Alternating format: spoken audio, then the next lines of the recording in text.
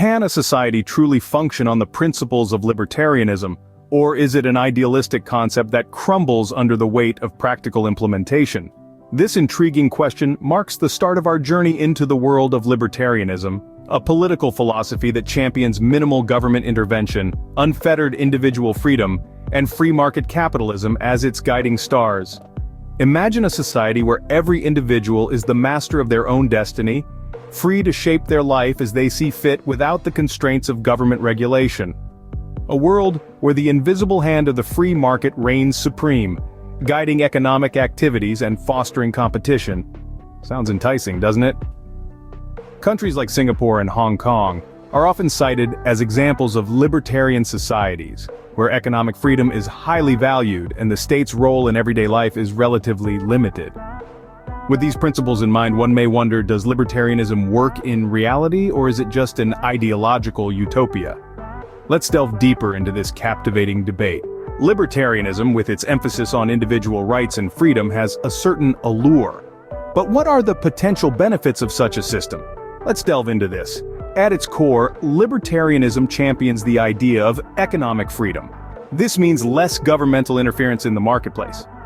Imagine a world where you can start a business, trade, invest, and innovate without the burden of excessive regulations and red tape. It's a world where the entrepreneurial spirit isn't just encouraged, but actively thrives. But libertarianism isn't just about economic freedom, it's also about personal liberties, the right to live your life as you see fit, without undue interference from the state. This could mean anything from choosing your own career path, to making personal lifestyle choices, to freely expressing your opinions without fear of censorship. It's about the freedom to be you, in all your unique glory. And let's not forget the reduced governmental bureaucracy that comes with libertarianism. The idea here is that a leaner, more streamlined government is not just more efficient, but also less susceptible to corruption. It's a government that does less, but does it better. Now let's bring all these elements together. The economic freedom encourages innovation and growth. The personal liberties foster a society where individuals can pursue their passions and express their ideas freely.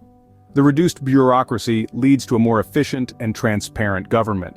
All these factors, working together, can potentially lead to a prosperous society where individuals are empowered and the economy is vibrant. Sounds ideal, right? But as with any political philosophy, libertarianism isn't without its potential pitfalls.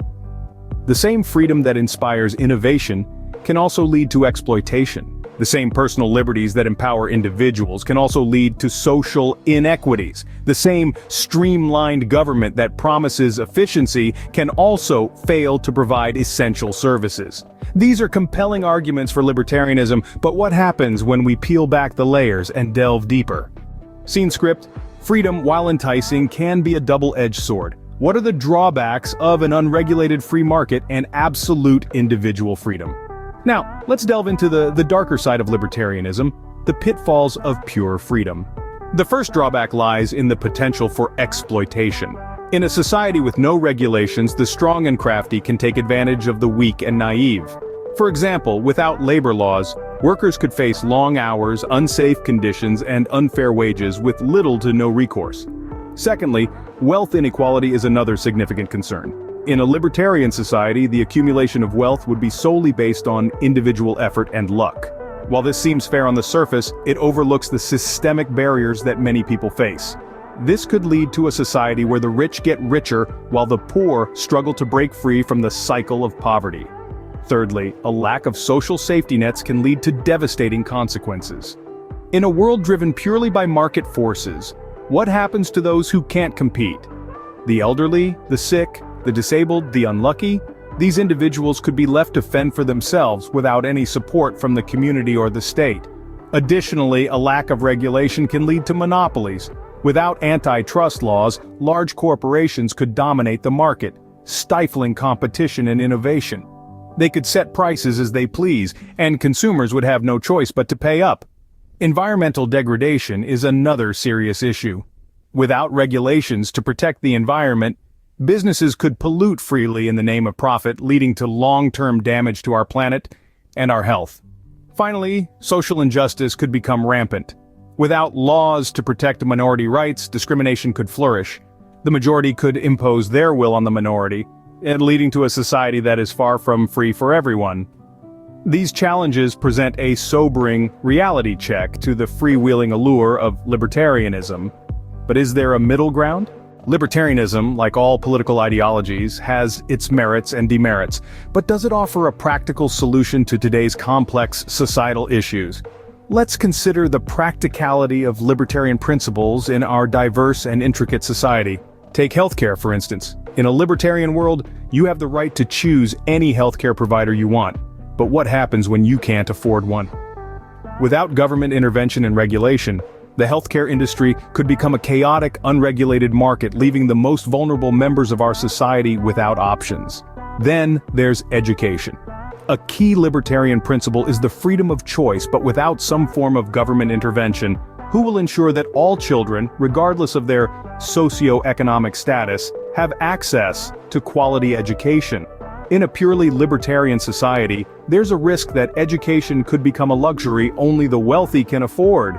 And let's not forget infrastructure, roads, bridges, public utilities. These are all services we rely on daily. They require significant investment and oversight, something that individual citizens or private companies may not be able to provide effectively or equitably without some level of government involvement. Then there's the issue of public safety. In a libertarian society, law enforcement and public safety measures could become privatized, leading to potential inequities and corruption. Who ensures equal protection under the law when the law is managed by for-profit entities? Indeed, the libertarian ideal of minimal government intervention sounds appealing to those who value individual freedom and autonomy. However, it's essential to consider the potential implications of such a system on society's most vulnerable members. Without some level of government intervention and regulation, we risk creating a society where power and resources are concentrated in the hands of a few, leaving the majority to fend for themselves. The libertarian dilemma then becomes a question of balance. How much freedom is too much and how much regulation is too little? It's a delicate balancing act between individual liberty and societal well-being, a dilemma that continues to challenge us in our pursuit of a fair and just society. Is there a way to enjoy the benefits of libertarianism without its drawbacks? Does a balanced approach exist? Indeed, the answer may lie in a mixed system. Picture an economic landscape where certain sectors are deregulated to spur innovation and growth, while others are regulated to ensure fairness and social justice.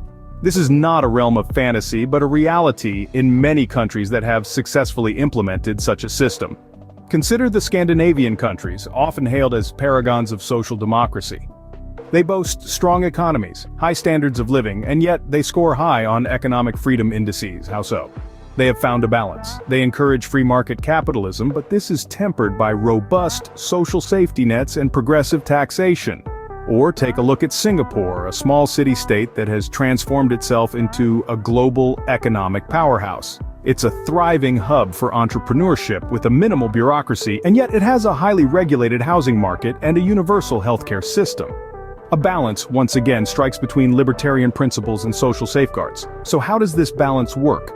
Essentially, it's about understanding that different sectors have different needs. Some areas, like technology and entrepreneurship, thrive on competition and innovation, and thus benefit from deregulation. On the other hand, sectors like healthcare and education, which are fundamental to the well-being of society, may require regulation to ensure access and fairness. This balanced approach doesn't just mitigate the drawbacks of libertarianism, but it also fosters a more resilient and inclusive economy. It embraces the dynamism of the free market, while also recognizing the role of government in addressing market failures and social inequalities. Of course, finding the right balance is a continuous process, requiring constant adjustments and fine-tuning. It's not a one-size-fits-all solution, but a flexible framework that can adapt to changing circumstances. Perhaps the answer to the libertarian dilemma lies not in extremes, but in finding the right balance. After all, life thrives not in the parched desert or the frozen tundra, but in the temperate zones where conditions are just right. And so too perhaps does a truly prosperous and inclusive society. The debate on libertarianism is a complex and nuanced one, with compelling arguments on both sides. We've delved into the allure of this ideology, its appeal to those with a strong sense of individualism and entrepreneurial spirit. The idea of absolute freedom, minimal government interference, and the power to make personal decisions can indeed be enticing. However, we've also highlighted the pitfalls of such pure freedom. The challenges of implementing libertarianism in a complex, interconnected society cannot be ignored. From the potential for social inequality to the risks of unchecked corporate power, these issues are real and substantial. We've also explored the potential of a balanced approach, a blend of personal freedom and collective responsibility, where the government steps in to correct market failures and protect the vulnerable could be the middle ground we need. In the end, the question remains: can libertarianism, in its purest form, function as a practical societal model?